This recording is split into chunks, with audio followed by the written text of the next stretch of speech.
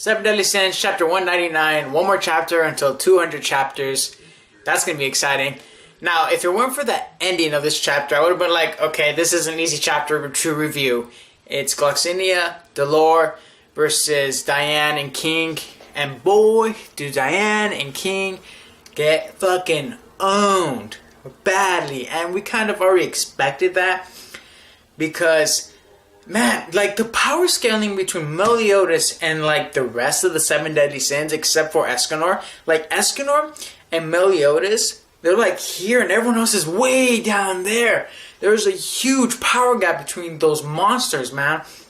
So when you see how they get like their asses whipped and you see Meliodas like destroying these guys, it's like it puts in perspective, like outside of Meliodas and like Escanor, they can't win against the Ten Commandments unless, you know, if you can plan it, you probably could defeat the Ten Commandments. I'm not talking about the Demon King.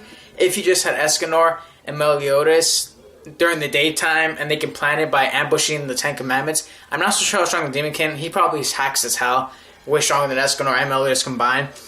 But if they did that, they probably could defeat the Ten Commandments, but the rest of them would get fucked over. Maybe Bond would probably do okay. But right now, King and Diane, they got destroyed.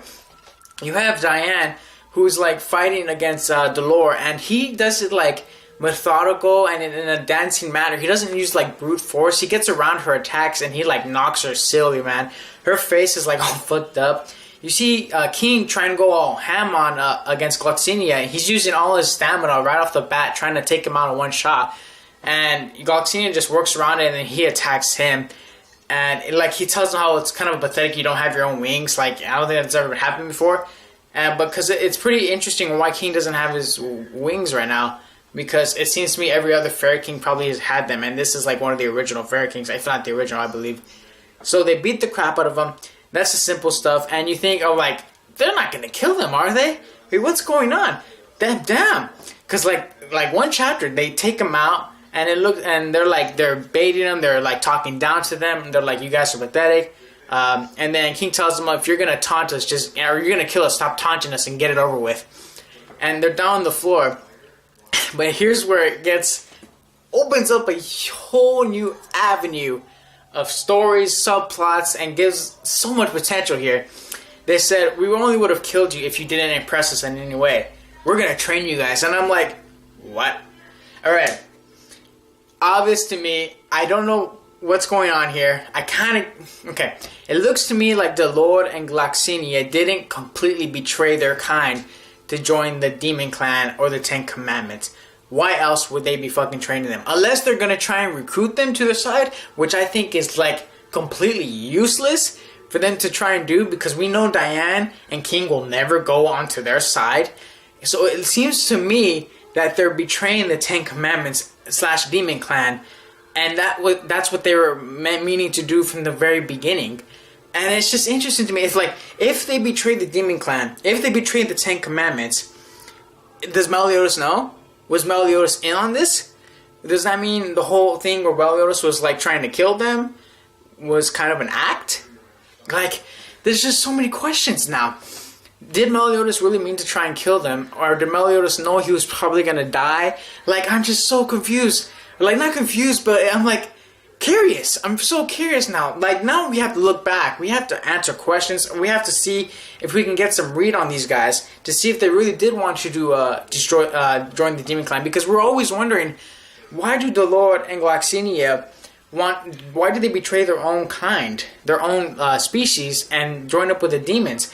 And I'm so happy that we're going to get some big backstory. I was like, I've been waiting for this for a while, because ever since we saw the wings on Gloxinia, we saw Dolor the giant, and that one time I got scared that Escanor might have one shot at them. I'm like, no, please, Escanor, don't kill these guys. These guys have so much potential.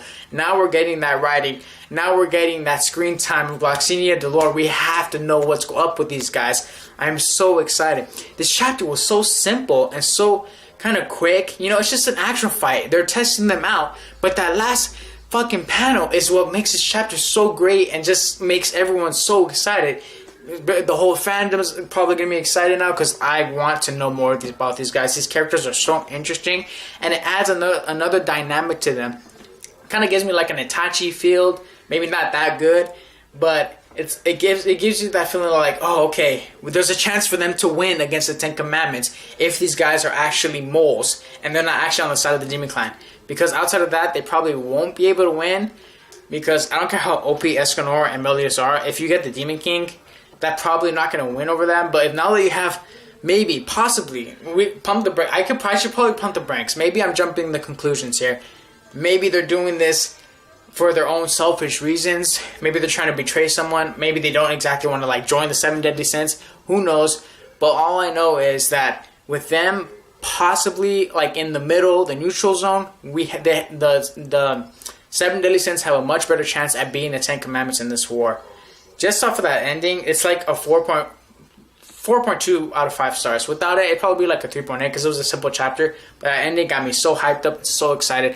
I hope you guys like this review. Fantart out. Subscribe to the channel. Give it a like if you want. Check out the Facebook down below. See ya.